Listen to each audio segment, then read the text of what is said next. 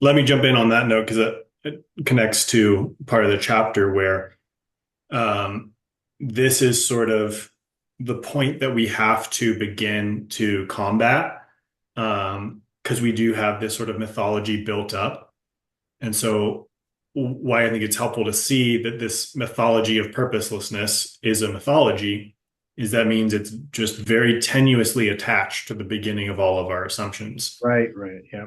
So, what that means is, and this is what I bring up in the chapter, when you are faced, whether by someone else or sort of a voice in your own head, when you're faced with this idea of, well, how do we know our consciousness is significant? Or why do we assume our consciousness is significant? The real answer is, why do you assume it isn't? Hmm.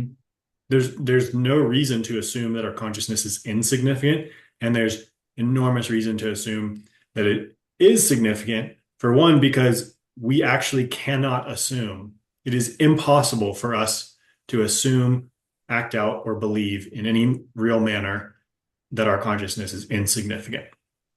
The only reason why we would ever mouth those meaningless memes is that we took seriously some sort of process in our minds that convinced us to say those things.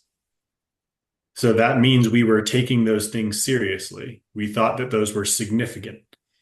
So the people who believe in our cosmic insignificance only believe that because they used their minds and other people's minds and the communication between them to come to this conclusion, again, based on thoughts and our consciousness, which means they were taking them seriously and significantly, which would lead them to the conclusion that they need to change the way they're thinking because the way they're thinking is significant. So you cannot live in a way that takes your own consciousness as insignificant.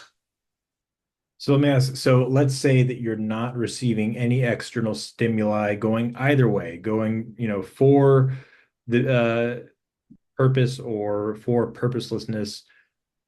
Do you think that an individual would just naturally then gravitate towards the inherent meaningfulness of consciousness, if that's possible, without any external stimuli from anybody trying to convince them one way or the other?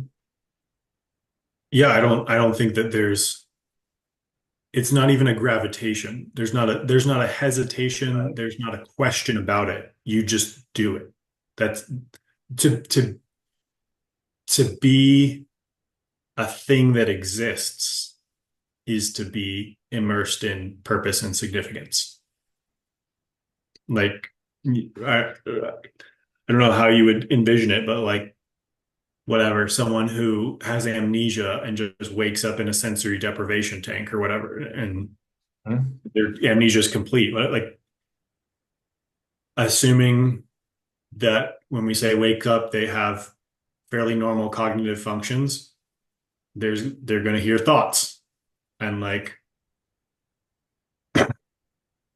Yeah. that's like that.